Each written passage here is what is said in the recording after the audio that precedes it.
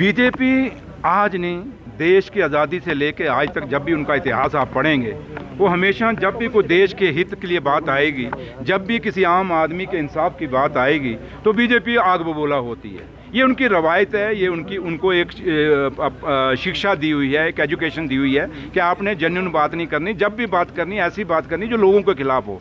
और आप 11 साल का उनका यहाँ हुकूमत जम्मू कश्मीर में देखें तो उन्होंने जो फैसले लिए हैं, एक फ़ैसला मुझे बता दो जो जम्मू कश्मीर के लोगों के हित में है। अगर आप सबसे बड़ी बात हमारा मसला अगर आप यही देख लें स्टेट का, क्या जम्मू कश्मीर के लोगों को पूछ के स्टेट को तोड़ के यूटी किया? ठीक है, 370 आपका मुद्दा था, आप कहते थे हमने 370 हटाना है, ठीक है भैया आपने हटाया, लेकिन स्टेट का वादा कहाँ अब था? अब स्टेट कैसे तोड़ी आपने? क्या ये लोगों को पूछा हुआ है? क्या लोगों से जो लोगों की चुनी हुई उस समय की सरकार थी, क्या उसको पूछा हुआ है? किसको पूछ के आपने स्टेट को तोड़ा? इसलिए बीजेपी जब आप ये तो मिराज मलिक की एक बात है, ये एक नाइंसाफ़ी है, ये डेमोक्रेसी का कत्ल है। मैंने उस समय भी कहा था जब उसको अंदर किया था, और आज भी कहता हूँ, एक डीसी जो एक अपॉइंटेड अथॉरिटी है, वो कभी भी फैसला नहीं करेगी उस आदमी को अंदर देने का जिसको हिंदुस्तान के आइन के तहत चुन के आया है, लोगों ने चुना है। और हमारे आइन में लिखा है कि लोगों की आवाज़ इस देश की आवाज़ होगी, लोगों की आवाज़ इस आइन के अंदर होगी। और जब इस आइन के अंदर आम उस हिंदुस्तानी की आवाज़ है, जिसमें जम्मू कश्मीर भी एक हिस्सा है, तो उस हिस्से के अंदर जब मिराज मलिक को आप अंदर कर रहे हैं, किस कानून के तहत? ठीक है, मैं आज भी कहता हूँ, आप लोगों ने भी कहा, उसने अगर कोई अपशब्द कहे हैं, कोई लैंग्वेज उसने गलत की है, उसका मसला ये नहीं कि आप PSA लगा दें।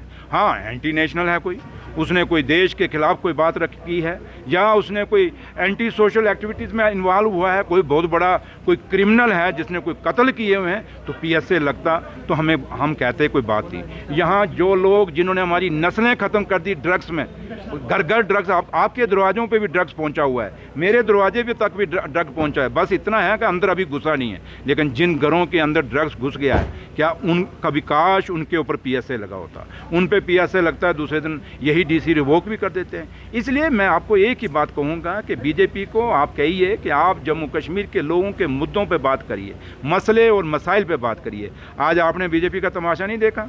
वो PWD पे, RNB पे जब बात कर रहे थे, उनको एक सवाल आप पूछना, कहना भैया ठीक है, जम्मू कश्मीर की PWD के ऊपर आपने सवाल पूछे, ये जम्मू कश्मीर में जो नेशनल हाईवे बना फ्रॉम लखनपुर से लेके काजीकुंड तक, पूरा का पूरा लखनपुर ये नेशनल हाईवे टूट गया। 2 पुल विजयपुर में और कठुआ में, और इससे पहले भी एक कठुआ में पुल इनका टूट गया था नेशनल हाईवे अथॉरिटी का। बीजेपी का एक भी MLA अपने मुंह से बोला?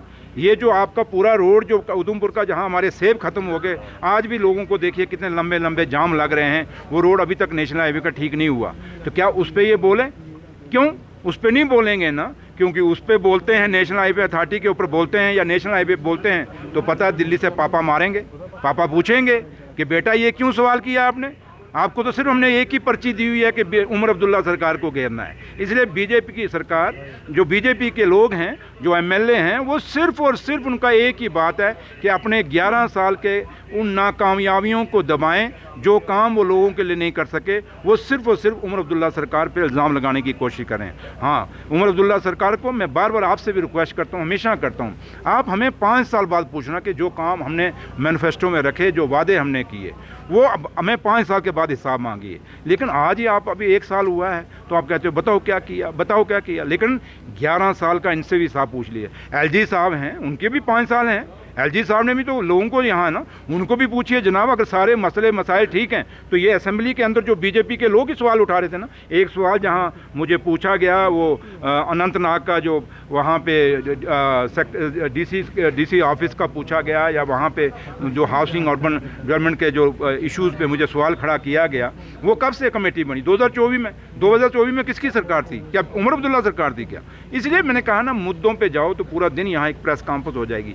बोलना हमें भी आता है, लेकिन हम एक मर्यादा में हैं, और मर्यादा ये कहती है कि अब हमें लोगों ने चुन के भेजा है, हमने इल्ज़ाम नहीं लगाने, हमने काम करना है। तो इसलिए हमें 5 साल का ये काम करने का मौका दीजिए, 5 साल बाद हमें हिसाब पूछ लीजिए। साहब, आप इंडस्ट्री डिपार्टमेंट को लेके बहुत काम कर रहे हैं, इवन कि आपने सवाल भी खड़े किए, कुछ इश्यूज़ हैं जैसे कि पामपोर इंडस्ट्रियल एस्टेट के जो अलॉटीज है अभी तक उनकी लैंड पोजीशन मैंने वो आपको मैं बता दूं, वो अब कमेटी चेंज हो रही है, क्योंकि पहले जो कमेटी थी वो उसमें चीफ सेक्रेटरी साहब चेयरमैन थे और एक कमेटी के सेक्रेटरी इंडस्ट्री थे। अब वो कमेटी चेंज हो रही है, क्योंकि रूल्स ये कहते हैं, कानून ये कहता है कि जो भी इंडस्ट्री मिनिस्टर होगा वो चेयरमैन होगा। वो फाइल चल रही है, थोड़ा दिल नहीं मानता उनका को हम पॉलिटिकल लोगों के हवाले ये करें, क्योंकि वो पिक एंड चूज़ वहाँ से करना चाहते हैं, लेकिन वो कमेटी जैसे ही चेंज होती है बहुत जल्दी चेंज हो जाएगी। और ये सारे जो लोगों के पेंडिंग केसेस है, मैं मानता हूँ जेन्युइन और बड़ा अच्छा सवाल है आपका, ये दूर हो जाएंगे। Thank you.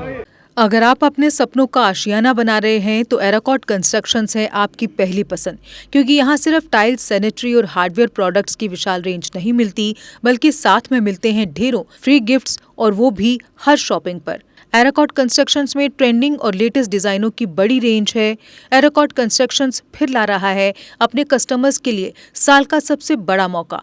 शॉपिंग करो और बन जाओ लकी विनर, क्योंकि इस बार इनाम सिर्फ ऑफर नहीं, एक जश्न है। और यही नहीं, इस बार आपको बिल्कुल नई Alto car, scooties, 10 smart mobile phone सहित अन्य शानदार इनाम जीतने का मौका भी मिल रहा है। तो देर किस बात की, आज ही आए एराकॉट कंस्ट्रक्शंस, जहां घर का सपना भी पूरा होता है और शॉपिंग बनती है फायदेमंद।